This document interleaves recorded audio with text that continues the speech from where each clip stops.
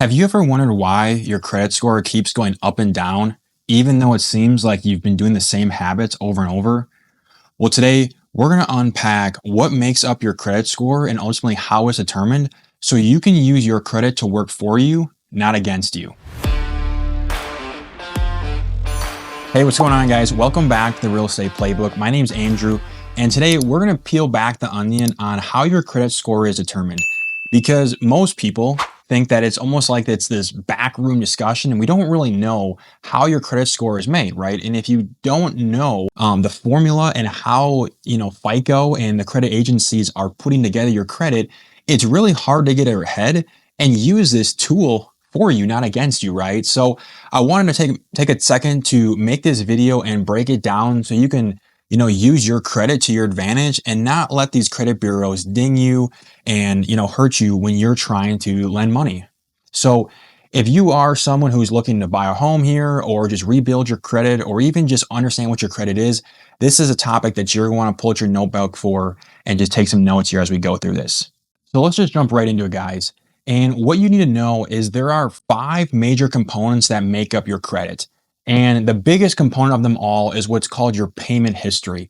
And if you want to think about your credit almost as like a pie chart, this slice right here makes up 35% of your credit.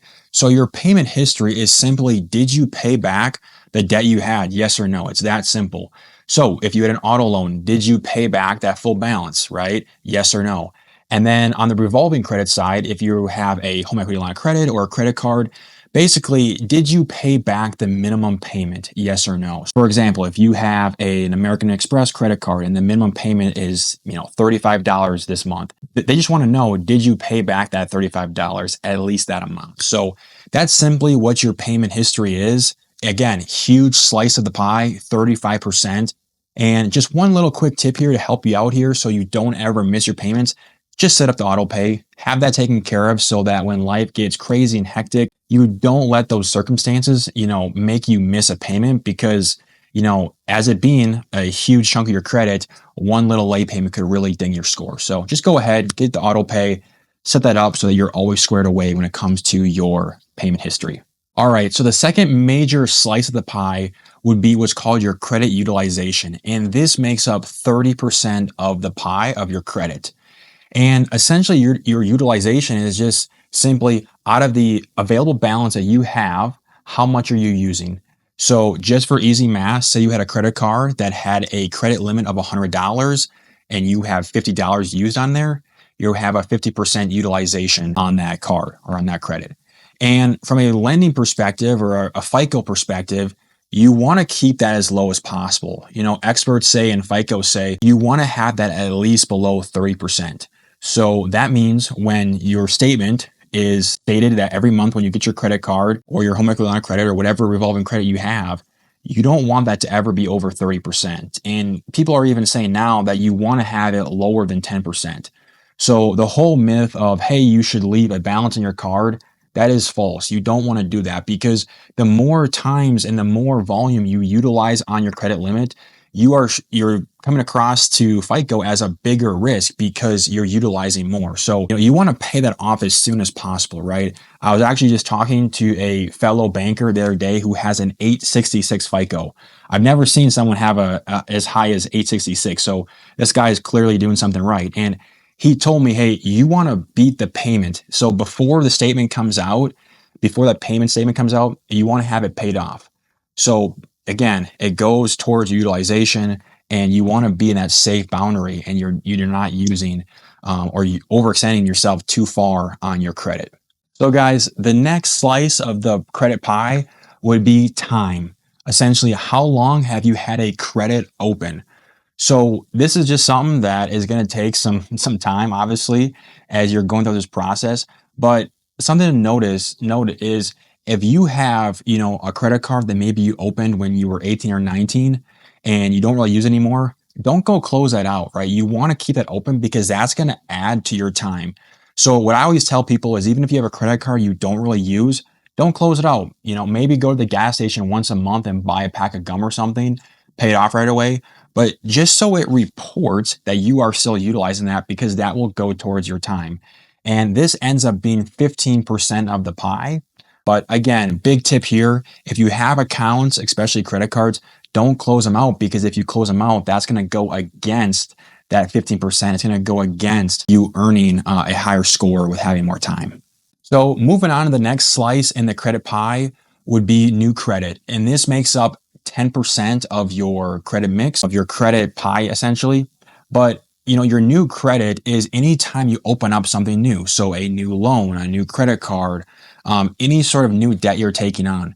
So when you're taking on new debt, you want to be very strategic about when you're doing this, because if you're taking on a whole bunch in a short period of time, that can go against you. Or if you're doing a bunch of credit inquiries in a short period of time, that is also going to go against you. So you want to be very strategic about when you're doing this, and not just opening up credit for the sake of opening credit. So, when you're going through Shields and they offer you a 10% discount or whatever they're offering these days for you to get a company credit card, don't do that. Don't let it hit your credit card. Don't add another, revolving credit line just for the sake of opening, because you're just adding to that total amount there, and it's really unnecessary. So you want to be careful about that, and it should be strategic and focused on your long-term goal with your credit needs when you're doing that. And lastly, the last slice of our, credit pie would be what's called, a variety of credit, or your credit mix. And this makes up the last 10% of your credit. So essentially, creditors, they want to see you be responsible with multiple different avenues of credit. So you may want to have a credit card, maybe an auto loan, maybe a student loan, maybe a mortgage. Those would all be different types of credit that would go towards your credit variety, right? So again, you don't want to just be opening up 5 credit cards for the sake of 5 credit cards, because it's not adding to your variety. It's the same type of credit. So just want to be strategic about that, so that when you're opening up new credit lines, you're not just opening up, like I said, just for the sake of opening, right? It should be strategic where you're opening it up for specific things to meet that goal. So there you have it, guys. There's essentially the makeup and the blueprint of how your credit is determined, right? These are the metrics that FICO uses to determine what your scores are going to be. And the main takeaway is your credit utilization and your credit payment history. Those are by far the biggest chunks of your pie, right? When you add those two together, that's essentially 2/3 of the pie. So that's where we want to focus. The other components, they're certainly important, but we want to focus on those two, because if you can nail those two down, you're going to have a score in the 700s again. So focus on your payment history. Make sure all those things are paid off on time. Get auto pay. Make it super easy and convenient for you, so you never have a problem with late payments. And then secondly, make sure you have low balances on those revolving credit lines. So as you're looking to get a loan for any matter, but especially a mortgage, make sure you pay those balances down before you apply, because that will drastically affect your credit. So again, those are the main 2 points there. The other ones certainly matter, but if you can focus in on those 2 major slices of your credit, you're going to be sitting in a good spot with your credit. So thank you guys for watching. I hope you got value from that. If you did, please pass it on to someone who could benefit from this, or please like and subscribe. I really appreciate that, and it would go a long way. But also feel free to check out the other credit video I just posted. I'm going to be doing a series here walking you through different components of the credit. So again, you can use this tool to work for you and have it be an advantage for you in your finances, not a detriment, as you're looking to get any sort of financing as you're doing. So again, thank you guys for watching, and I'll see you next time.